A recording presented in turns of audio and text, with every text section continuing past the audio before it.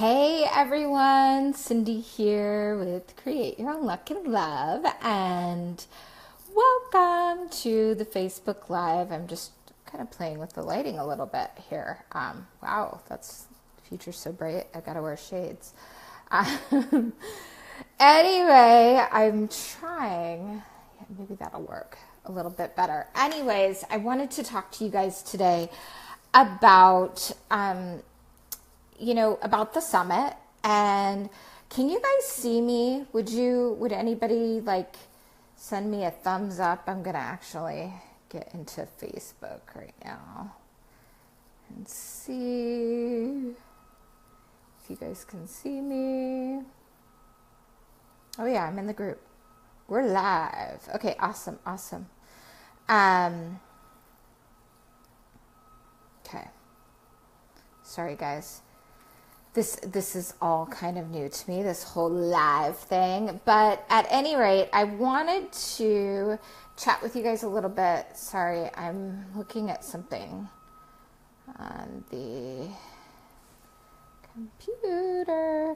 Okay, so today, if you guys are tuning in to He's Gonna Love You, and I really recommend that you do so.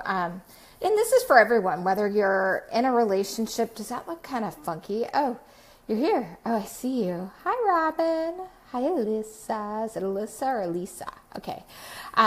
Anyways, you guys haven't missed out on anything yet, but I wanted to share with you a little bit about today's topic. I had an interview that is being featured today on the He's Gonna Love You online event. And, this event is really geared towards women, whether you're single, men too. Gosh, this whole lighting thing is kind of funny. I know, Robin, you're probably laughing at me right now. And so whether you're single or in a relationship, it's really important to understand some of our triggers and some of the things that we might do that cause self-sabotage, or we don't even realize we're doing it. And sometimes it becomes a little bit, I don't want to say challenging, but it can be challenging because we'll go into dating and relationships with these thought processes. So I'm evening out my lip gloss now too, you guys. Sorry. I feel like I've got half lip over here. No, I don't. Anyway, see, I'm vain too. But I'm very white. Okay, that's what Robin's telling me. I'm very white. Okay, you guys, I'm gonna take you on a little background scene here. You can kind of see what I'm doing. I'm very white, Robin, because I've got a light shining. Is this better? Let me know. Can you see? Can you guys see me a little bit better now? Let me know. Send a thumbs up, whatever. Okay, so I'm just going to keep going because I do really, thank you, Robin. You're so cute. Yes, don't move. I will try not to move. I do want to talk about my interview a little bit with Dr. Diana Kirshner. She's amazing. She's actually someone that I really admire a great deal. And I'm sorry, you guys, I've got to look at this. Okay, here it is. Here it is.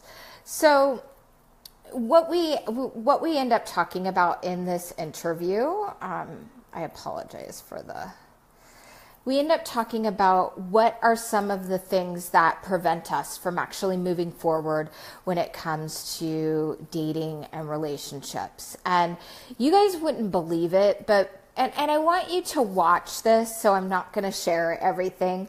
But one of the top things that happens that people have some fear around is engulfment within relationships. So that means feeling like I'm not going to have a life. I'm not going to be able to be me. I'm not going to, everything's going to change. And that can be a real fear. It can be a fear. It can be a block.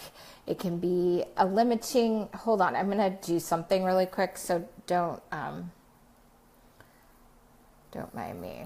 So what that does is what that can create is inadvertently self-sabotage and behaviors that push someone away. And a lot of you guys are thinking, well, gosh, I really want to be in a relationship. And what we do, shoot, I see the white again. I'm going to move this light just a little bit more, you guys. It's distracting, I know, but you can kind of see a little bit behind the scenes and hopefully get to see my face. So that engulfment it's real, because a lot of that also has to do with childhood. And let me give you a little explanation around that. Perhaps you had a parent that was really demanding. Perhaps you had a parent that you didn't feel like so anything you did was never enough, right? Or it was your perception of that. And what can happen is, what usually happens is we tend to repeat the patterns of our parents, or we also tend to get into relationships that are more like our parents. And you might be going, no way, I wouldn't even want that, or maybe I would want that, and that isn't what's transpired. So there's other things going on in your brain. I've had, I work a lot around affirmations and doing certain meditation techniques to actually help people to change their mindset around this kind of, about that. I had a call come in. And so it can be a real challenge to shift this kind of thing. But when you know what it is, it's much easier to be conscious and aware. So engulfment, right? Like not feeling, or feeling like your parents maybe they demanded a lot out of you. Maybe they had high expectations. They wanted you to be with them all the time. You felt like your mother was needy. And maybe you still feel that way. Who knows? I see this a lot with men too, and women get it too. But I want you guys to really take a look at what are some of the things that might be permitting you or preventing you from having the relationship that you want. And a lot of times it's our self-talk. It's, gosh, I don't feel like I'm good enough. I'm not thin enough. I'm not smart enough. I'm not lovable enough. The right man is going to love you for you. If you're committed to a healthy partnership, and I think all of you that are on here are really committed to that. And it's learning to debunk these beliefs and moving through the emotional triggers. I call them triggers. Other people call them different things, but emotional triggers as they pop up, and not become reactionable. Right? It's almost like looking above yourself going, what's really going on here? What's happening around this? And understanding the fact that, you've got validity to your feelings. Your feelings are valid. What else might be happening, right? So what I'd love for you guys to do, I see a lot of you guys have joined, and thank you so much for being here. I love doing these Facebook Lives. Do you guys have questions for me around these limiting thoughts and beliefs, or around anything that might be going on for you? You're anonymous here. I won't, I don't have to, say who you are or anything, but if you like me to, I will. And just know that, the more you ask me questions, the more I can give you in-depth answers and help you to problem solve this kind of stuff in your love life. And like I mentioned yesterday, it only takes one person to create a movement, to create a real change in this area. And you can really have the relationship of your dreams as when you're armed with that knowledge and understanding. I see, a lot of times I've seen this recently with some of my women that I work with that, and they're amazing. I know them, and they're smart, they're beautiful, they have it all going on, and they're going on first dates and they're not having second dates. Why do you guys think that is? Well, men connect too.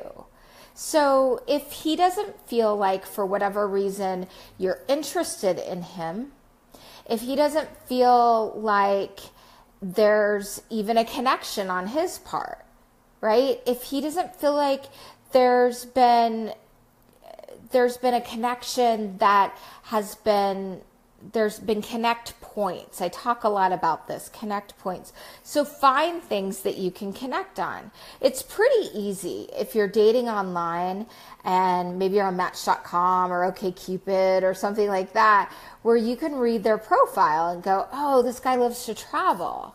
I should ask him about that. And I also want you guys to be really clear, cover the hard stuff on the first couple dates. Like, cover the things that are important to you. What is it that you want? Do you want a loving, committed partnership? Are you wanting to get married? Do you want a family? Is that important to you? Well, if you meet a guy and he, and he said, maybe he already has children and you haven't had children, and he says things like, it's a good question. Okay, I'm going to answer that in just a second. So if he's not in alignment with you from the beginning, you can't, it's like the buck stops here, right? It just has to, because what'll happen is, even if he likes you, you like him, it really leads to heartbreak later on. Maybe your dream is to have 5 babies. Okay, you'll meet somebody that wants to have 5 babies. Or your dream is to be in a beautiful partnership and have marriage. And if that's not a vision of his, if he's not open to getting married, then, and that's what you really want, then you can't, it's a time waster. And I also hesitate to say disqualify people too quickly, because you don't necessarily want to do that, but you do want to make sure that you're kind of qualifying them. So I can help you with connectivity questions, points around that. I'm going to do a really cool bonus training too that I think I'll just invite all you guys to. I don't know why, but it's around creating connection. And those connections you'll get asked out again by just about every guy, even if you don't want to be asked out by them. And I think some people come by this very naturally. Other people do not. I did not. I had to learn this skill. I'm pretty good at it now. So, okay. So let me see how to move past. I'm answering a question right now. How do you move past a trigger or fear in order to heal that part of you while dating or in a relationship? I got to tell you, that is a phenomenal question. So here's the deal. First of all, being aware that you have the fear. Maybe you have a fear of being abandoned. I do. I have, because I've been abandoned. And Maybe you have a fear of,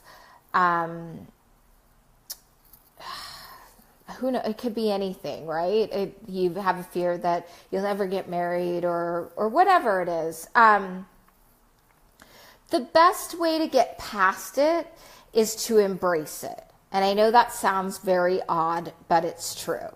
So when you feel that fear coming up, you've got to pay attention to your body. And that means staying present. So if you start to feel that fear coming up, and perhaps you're on a date, right? And that's like, oh no, I'm on a date. I'm feeling the fear coming up. You can take a couple deep breaths, even while you're on the date. Excuse yourself, go to the ladies' room. Take a couple deep breaths. And then you virtually hug it out and say, thank you for showing up. You're no longer welcome here.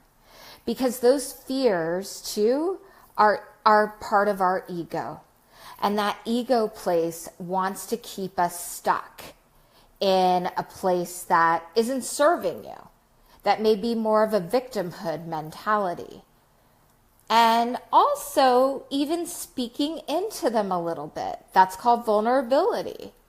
You could even say something along the lines of, whatever's triggering you, right? I'm trying to get a good position so that I can actually relax my arms a bit. Because I can't figure out how to do this on my computer yet, but that's next. Anyway, I hope that helped you, but being aware of what's happening, what's coming up for you is important.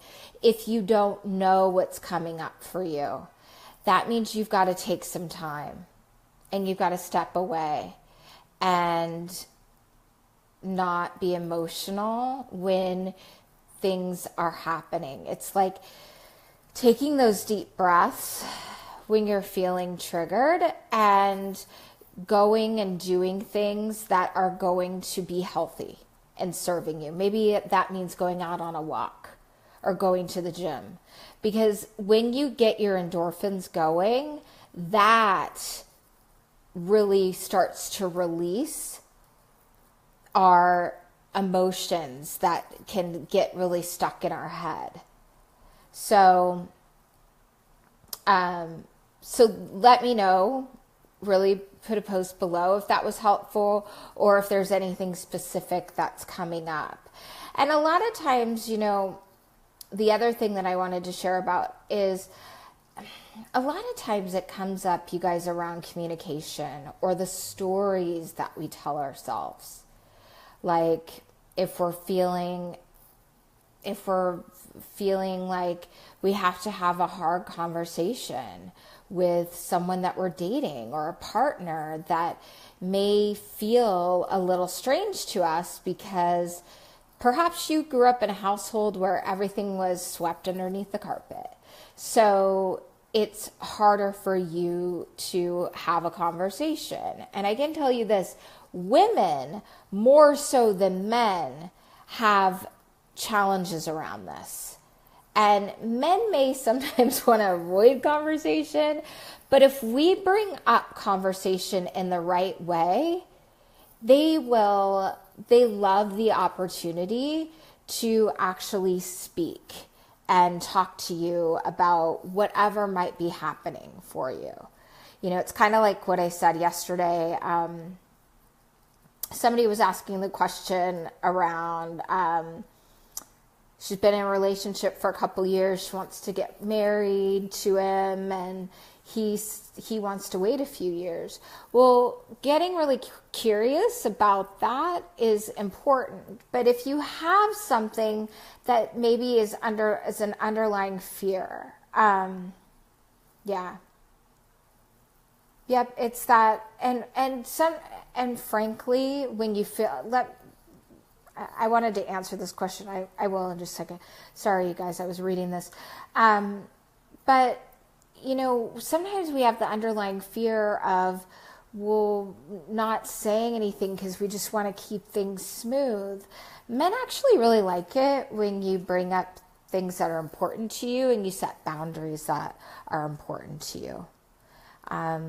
Maybe you have a vision of getting married in less than 2 years, and there's nothing wrong with that. And are you willing to hang in there with that person and have the real conversations around, what's this about? And I would love to marry you or be your wife. Is that something that you envision? And zip it, like I said, leave room for opportunity to speak. And so I hope that's helpful. But the other thing is that, yeah, the self-talk is it's a constant thing. You know, this self-love business, you guys, it's constant. We're constantly building. We're constantly trying to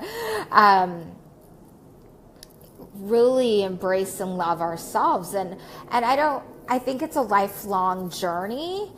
But the more that you can communicate, it's not like you're upset. It's not like you're angry about it. But take a few minutes, and if you're feeling emotional about something, it may not be the best time to talk. I don't know, I've got the doorbell ringing because that's, well, you can dip into my life a little bit. Okay? You don't mind, do you? It makes me real. So, hi, I'm doing a Facebook Live, so come on in. But at any rate, I was just sharing about that. That abandonment thing is it's real. So embrace the abandonment feeling, and also you can start to look at why. Why do I feel that way? What's gone on in my life? And when you get really self-reflective, it becomes so much easier to identify these things. And we're always going to have triggers. We're always going to need to work through them when it comes to dating and relationships. And I know you guys, that's bad news, but it's good news too, because you actually have the opportunity to communicate. And the key is to be with somebody that hears you and that wants to be there for you, and vice versa. You don't wrong each other for speaking your truth, right? It's all in how you position it. There's this Sharon. You and others say I should gear myself towards guys who are more my...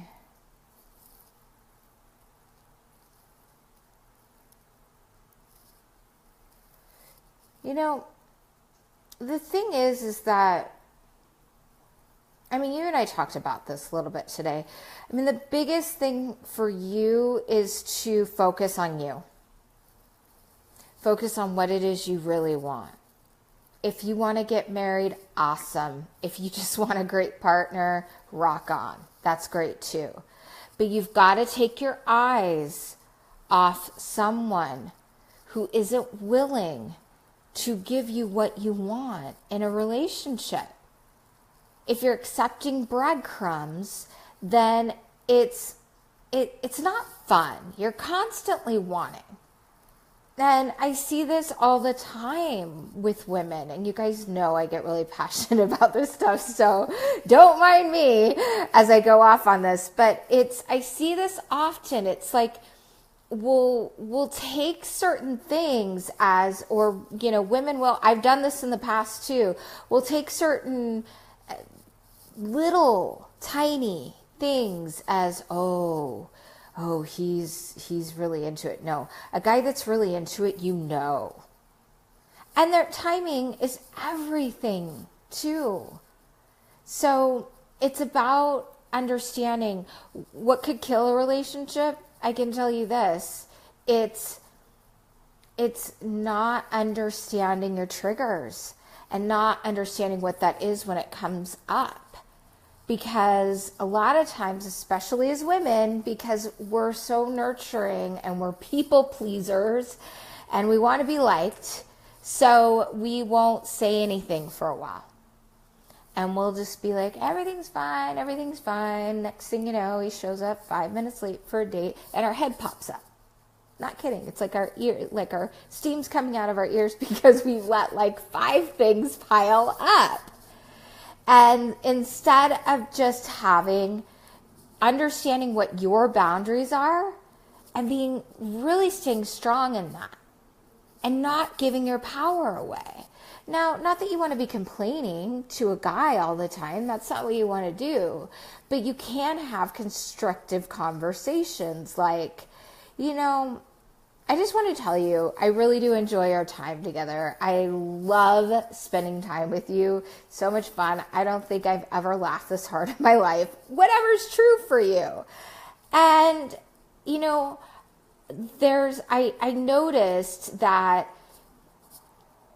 I noticed something. I noticed that you're 15 minutes late for just about every date. I'm just throwing that out there. Or you could say, I noticed that there's been several times when you said you would call me that night and you didn't call me until the next day.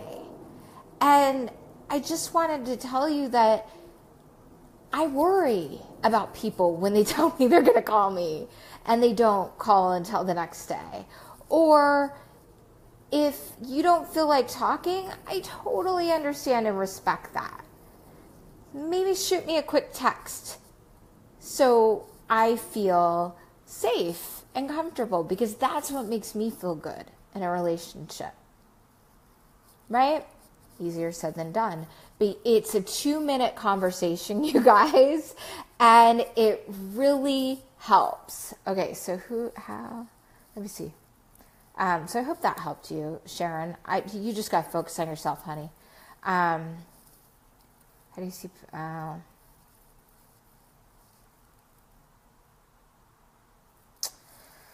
It's a really great question, Kate.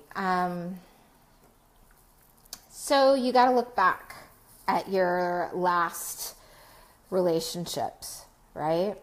And you've got to go and you've got to get really honest with yourself.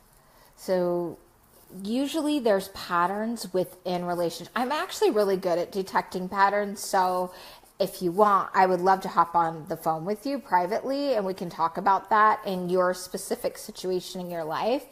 But part of the way that you can do it yourself, and something that's really helpful, is to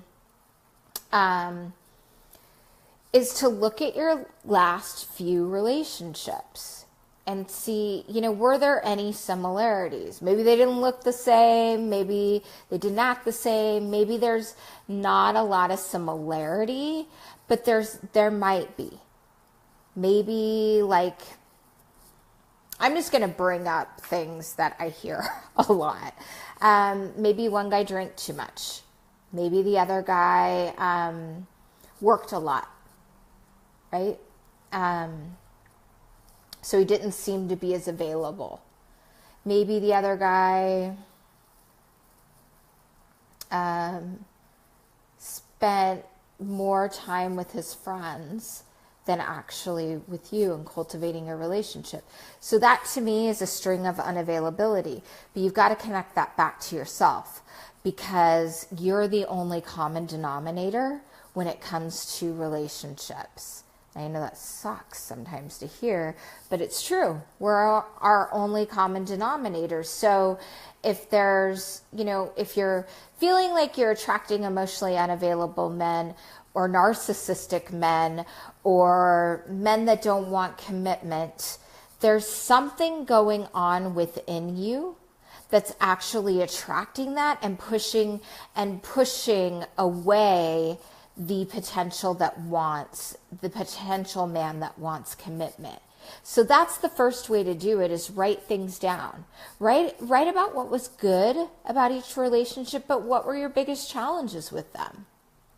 And start, if you can see patterns, great. You can start to address them. Self-sabotaging behavior. because I used to do it all the time. I literally I share this a lot. I swear to God, I wore man repellent, and I'm not kidding. I used to dress up really cute, wear good perfume, cute clothes for dates. And I would literally go on the date, and the guys would run for the hills after the date. And I would be going, I think this was going pretty well. But it's because it was all about me. All I could think about is, wow, this guy's cute. I'm kind of feeling some chemistry with him. And I think I can maybe see myself married to him with the 2.5 kids, picket fence, and the dog, right? Are you getting that? And attracting the right man in your life, and I know you guys have heard this often, but it's a twofold situation because this is really important, is being the woman that will attract the right man. What do you want that man to be about? And get really clear, am I that woman? Am I that woman right now? Or am I working towards being that woman? And even if you're working towards it, bless you, you're going to attract him. You will. And focus on you first, not on the man. Self-sabotaging behaviors it always comes from a place of lack. It comes from a place of fear, scarcity, I'm not enough. And the other side to that repellent, like I told you guys, I wore man repellent, and I so wanted a relationship. But these guys would see my neediness.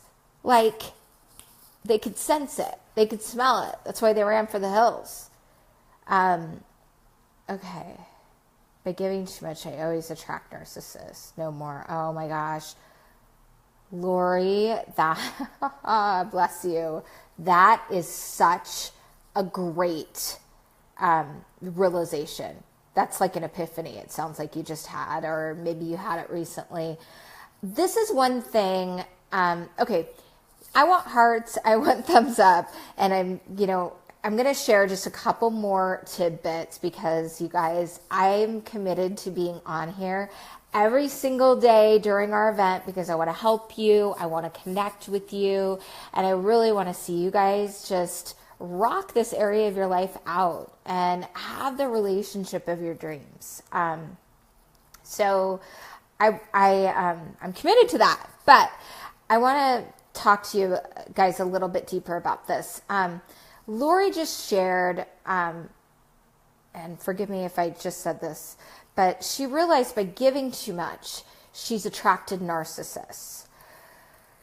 Well, guess what? It's a twofold situation. But I'll tell you the first side of it. I hear you, Kate. And so a lot of times what will happen, there's patterning when it comes to the way maybe your relationships develop. So at first he's all hot and heavy and into you. He's trying really hard. He's asking you out. You're spending a ton of time with them. Things seem to be going great, right? And maybe it goes a little faster than it should.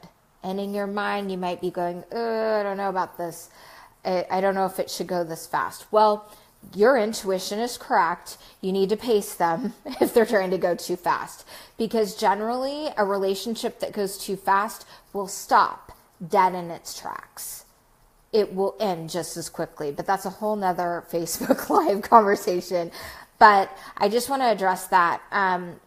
What will happen too is they'll pull away, and a lot of times what we naturally want to do as women, and men naturally pull away in relationships all the time. They just do. And if you do nothing, if you sit back and just do your thing, Lori, he'll come back to you or he won't. And if he doesn't, he's not your man. But if your tendency is to give, and give more than them, accepting breadcrumbs in return, yeah, we teach people how to treat us. And they will become narcissistic if they aren't, or they will have some of those tendencies. So they may not be fully narcissistic, or they may be. I don't know your history. I don't know the entire situation. But if you are a woman that wants to be cherished and adored, I'm going to give you guys a couple quick tips about this. Men are hunters by nature, and they want to work for a relationship. So that means you sit back and receive. And it's probably one of the hardest things. They were good men, I'm sure. And sometimes we can make good men into frogs by the way we show up, which sucks too. Sorry to say that, my languaging. But there's, and believe me, I've dated narcissists as well. People that have the tendency to be more on the narcissistic side. And, it's hard to take a look at too, because if we're attracted to that, it's familiar. And there's a part of us that is a narcissist. Now, it may not be extreme. I admit there's a part of me that is a narcissist. I hate to say that. I grew up with parents that were a bit narcissistic. Not that they weren't amazing and loving in their own way. However, there was some narcissistic tendencies. I've done a ton of research around this, which what do? We go for what's comfortable. So it makes real logical sense. I hope that's helpful. I want to, attracted to emotionally unavailable men. And I just want to say this really quick and wrap this up. This has been great, you guys. And I really hope it's been helpful. And I would love your feedback. Post comments below. Let me know if there's anything in particular that you would like to hear about, because as you know, I geek out on this stuff and I want to share as much with you. And I'd like for you guys to get the, more even deeper knowledge around this stuff. But remember too, when it comes to our triggers, what we focus on becomes our reality, right? If we focus on, the guy's eventually going to leave me. Well, he's going to leave you. Probably will. Or I'm not good enough because of this. And one of my dear, dear friends, and I remember on her wedding day, she looked at me and said, I'm not good enough for him. And guess what happened in their relationship? That constantly showed up. And there were other things too, but that's how it started. And you guys, I want to see you and this can be shifted in any relationship if you're aware and you have proper help and knowledge. And hire a coach. Contact me. Get your questions answered. Invest. My phone rang. I do have to run in a second. Invest in yourself in this area of your life. So, emotionally unavailable men, it's common if that's what you're used to. So water seeks like level. So if that's what you're used to accepting, and potentially you may not know it, but there's a part of you that may not be as vulnerable as you could be in dating and relationships. And that piece you'll always seek someone that feels safe to you in that arena. So there's a lot of ways we can shift that around. Okay, so I'm sending everybody hugs, lots of love. I hope this was helpful. And that's all from me today. And have a wonderful rest of your day / evening. Talk to you soon. Bye.